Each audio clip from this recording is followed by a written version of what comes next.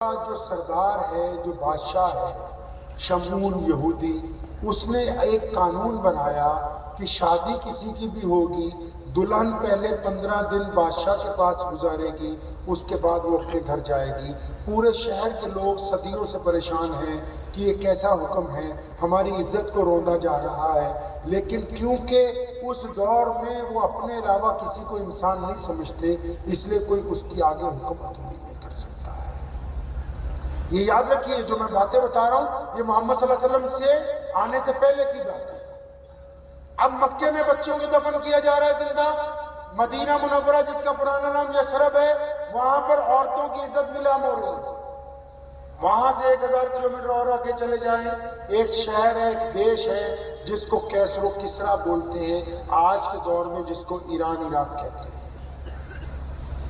وہاں کا جو بادشاہ ہے اس نے دستور بنایا کہ جو ذمہ دار ہیں، جو غریب لوگ ہیں، وہ شہر میں نہیں ہیں، ان کو کپڑے پہننے کی ضرورت نہیں ہے، ان کو علاج کی ضرورت نہیں ہے، ان کا کام ہے کھیتی کریں، اور اس کھیتی میں جو نمبر 1 کا کوالٹی کا اناج ہو، پھل ہو، میوے ہو، ان کو اکٹھا کر کے شہر کے دروازے پہ لا کے بادشاہ کی سپاہیوں کے پاس جمع کروا دیں۔ ان کو یہ حق نہیں ہے کہ وہ اندر آئے اچھی زندگی گزاریں۔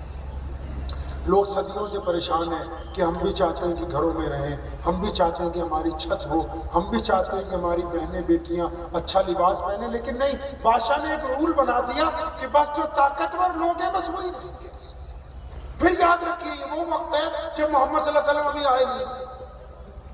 وہاں سے 1000 کلومیٹر اور آگے چلے فارس، وہاں سے تھوڑا اور آگے چلے جائیے جس کو آپ اب ساؤتھ افریقہ کہتے ہیں، تو وہاں کے بادشاہ کے پاس کیونکہ کوئی کام نہیں ہے بڑا، تو اس نے کیا آئیڈیا نکالا ہے، اس نے کہا کہ روزانہ رات کو کسی ایک گاؤں کو گھیرو، سارے لوگوں کو گرفتار کرو، عورتوں کو، مردوں کو، بچوں کو، ان کو لاؤ، ان کے پیروں میں بیڑیاں پہناؤ، ان کی جو گالیں ہیں ان کو گرم گرم لوہے کے سکوں سے داغو، ان کے ماتھے پر ایک مہر لگاؤ لوہے کی، اور پھر منڈی میں لے جا کے صبح کو بیچو، تاکہ ہمیں انویسٹمنٹ کے لیے پیسے چاہیے، اور وہ غلاموں کو بیچتے ہیں منڈی میں جا کے، جیسے آج کے دور میں جانور بیچے جاتے ہیں۔ لوگ تنگ ہیں، کوئی ظلم کا جواب دینے والا نہیں، کیونکہ جو بادشاہ کے ساتھی ہیں وہ بھی یہ سمجھتے ہیں کہ جو غریب ہیں، جو کالے ہیں، جو محتاج ہیں، جو انسان ہوتے ہیں۔ اور آگے چلے جائیے،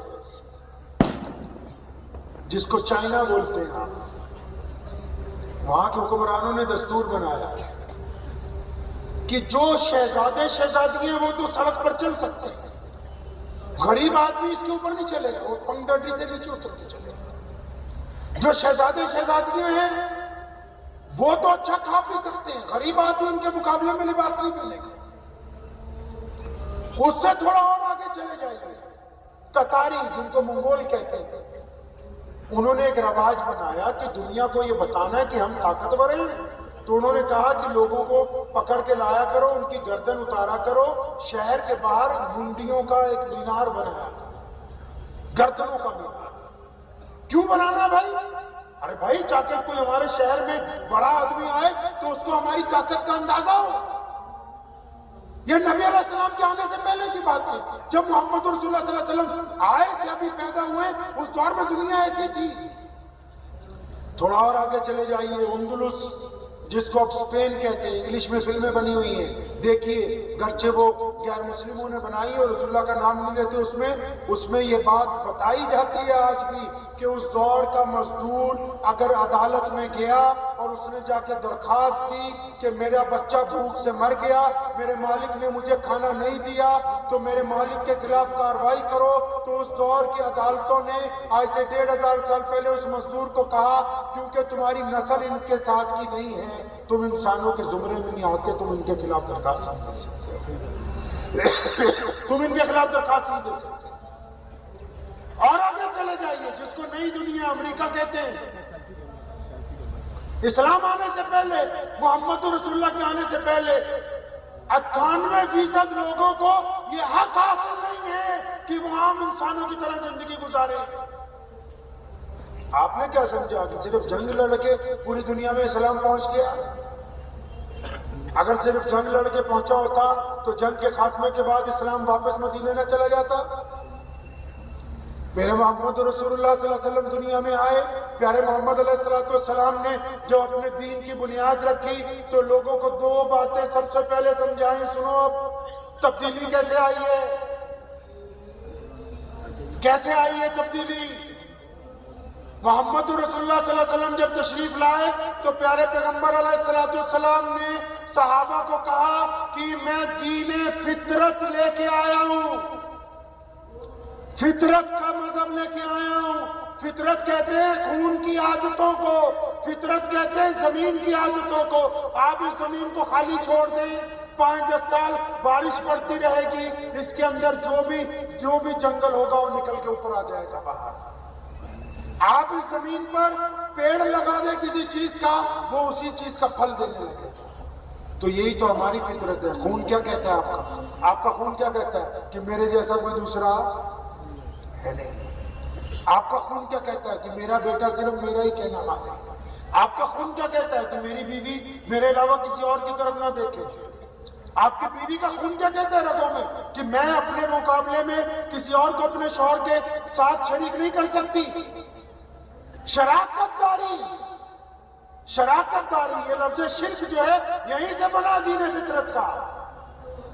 محمد رسول اللہ نے یہ بات سمجھائی لوگوں کو کہ آپ دنیا کے رشتوں میں وفاداری ڈھونڈتے ہو، میرا رب بھی چاہتا ہے کہ جب اس کی عبادت کی جائے تو پھر اس کا بندہ صرف اپنے رب کا وفادار ہو کے اس کی عبادت کرے۔ صحابہ کو کہا کہ جو میرے رب کی عبادت کرے گا اور مجھے آخری نبی مان لے گا وہ مسلمان ہے۔ اور صحابہ نے کہا یا رسول اللہ صلی اللہ علیہ وسلم ہم نے ایمان لے آئے آپ کے رب پر، آپ پر، اب بتائیے کرنا کیا ہے؟ تو اس وقت نماز نہیں فرض ہوئی تھی، روزہ نہیں آئے، حج نہیں آئے، زکوٰۃ نہیں آئی۔ تو پیارے پیغمبر علیہ السلام نے ایسی بات کہی کہ دین تیزی کے ساتھ پھیلنا شروع ہوا۔ کیا فرمایا نبی علیہ السلام نے؟ فرمایا جس نے اپنا آخری نبی مانا تو اب اس پر لازم ہے کہ دنیا کے تمام انسانوں کو برابری کا درجہ عطا فرما دے۔ اب جب یہ کہا رسول اللہ نے کہ دنیا کے سب انسان برابر، پوری دنیا میں کھلبلی مچ گئی، لوگ دوڑ دوڑ کے آنے لگے کہ بھئی ایسا دین ہے۔ علامہ اقبال نے کہا نا کہ ایک ہی صف میں کھڑے ہو گئے محمود اور ایاز، نہ کوئی بندہ رہا نہ کوئی بندہ نواز، بندہ صاحب و محتاج و غنی ایک ہوئے، تیرے سرکار میں پہنچے تو سبھی۔ لیکن آپ میں سے وہ لوگ یہ شعر نہ پڑھے جو کہتے ہیں کہ انصاری اپنی بیٹی انصاری کو دے گا، پٹھان اپنی بیٹی پٹھان کو دے گا، ان کو کوئی حق نہیں ہے شعر پڑھنے کا۔ بھارت کے مسلمانوں نے بنیادی طور پر رسول اللہ صلی اللہ علیہ وسلم کی دو باتوں کا انکار کر دیا ہے، تبھی سوال کی طرف چلے گئے۔ محمد رسول اللہ نے دین کی بنیاد رکھتے ہوئے کہا کہ ایک رب اور ایک رسول کی اطاعت کے ساتھ میں اعلان کرتا ہوں کہ آج سے امیر غریب گورا اور کالا سارے ایک سب میں کھڑے ہوں گے، کوئی کسی کے اندر بھید بھاؤ نہیں ہوگا۔ اور آج 1450 سال کے بعد ہمارے معاشرے میں کچھ لوگ یہ کہتے ہیں کہ نہیں ہماری برادری بہت اعلیٰ قسم کی ہے، ہم دوسری کو تسلیم نہیں کریں گے۔ اس کا مطلب یہ رسول اللہ صلی اللہ علیہ وسلم کے دین کی بنیادی طور پر نعوذ باللہ مخالفت کرتے ہیں۔ یہ محمد رسول اللہ صلی اللہ علیہ وسلم کے دین کے اس اصول کو توڑنے کے لیے جا رہے ہیں جس کی وجہ سے دین کائنات میں پہنچا ہے۔ ہمارے جو آبا و اجداد تھے، بھائی ہمارے آبا و اجداد کون تھے بھائی؟ ہم لوگ مدینے سے آئے ہیں، کہاں سے آئے ہم لوگ تو اسی دیش کے رہنے والے ہیں، اسی مٹی میں پیدا ہوئے، ہمارے باپ دادا بھی یہیں پر۔ ہم محمد رسول اللہ کے دیوانے کیوں ہیں؟ محمد رسول اللہ کو ہمارے آبا و اجداد نے اسی اعلیٰ تعلیم کی وجہ سے صحابہ کرام کے عہد پر لبیک کہا کہ پیارے پیغمبر علیہ السلام ایک دین کی بات کرتے ہوئے لوگوں میں برابری کی بات کرتے ہیں، ہم نے رسول اللہ صلی اللہ علیہ وسلم کے دین کو قبول کیا ہے۔ یہ جو ہمارے پاس عزتیں ہیں ساری، علماء حضرات کو آج دوپہر ایک گفتگو میں ہم لوگ ایک واقعہ سنا رہے تھے، آپ اس کو دھیان سے سنیے۔ سیدنا امیر المومنین عمر بن خطاب رضی اللہ تعالیٰ عنہ ایک دن ظہر کی نماز پڑھا کے مسجد نبی سے باہر نکلے تو ایک چوراہے پر 3-4 لوگ کھڑے، انہوں نے عمر رضی اللہ تعالیٰ عنہ کو دیکھا تو آپس میں بات کرتے ہوئے کیا کہتے ہیں کہ یار عمر کا تو اتنا دبدبہ ہے، عمر کا اتنا روب ہے، عمر کی تو اب اتنی چلتی ہے کہ آج کے دور میں اگر عمر خطاب چٹھی لکھ دیں کسی نئے ملک کے بادشاہ کو کہ ملک خالی کر دو، اب سے یہاں میری حکومت ہے، تو فوج بھیجنے کی ضرورت نہیں، صرف چٹھی کے اوپر ہی وہاں پر کام بن جائے۔ اب عمر رضی اللہ عنہ نے یہ بات سنی، گھر چلے گئے، کھانا کھایا، دوپہر کو آرام کیا کرتے تھے، لیکن یہ بات سننے کے بعد بے چین ہے، پریشان ہے، فوراً دوپہر کو اٹھے۔ آج بھی مکہ مدینہ جائیں گے، دوپہر کو ظہر سے عصر تک دکانیں بند ہو جاتی، لوگ آمد رسول اللہ صلی اللہ علیہ وسلم کے تربیت یافتہ امیر المومنین عمر بن خطاب رضی اللہ تعالیٰ عنہ ہیں کہ اسی دوپہر کی گرمی میں واپس مسجد نبوی میں اور جاتے کیبنٹ کی میٹنگ بلا لی۔ مسلمانوں کے بادشاہ ہیں نا، امیر المومنین ہے، جاتے ہی کیبنٹ کی میٹنگ بلا لی۔ کون؟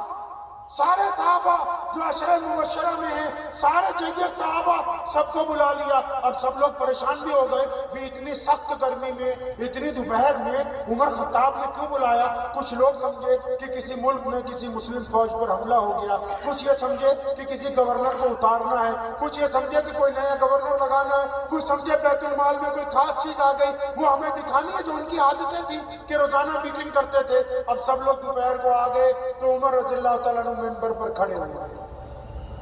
ممبر پر کھڑے ہو کر کیا کہتے ہیں؟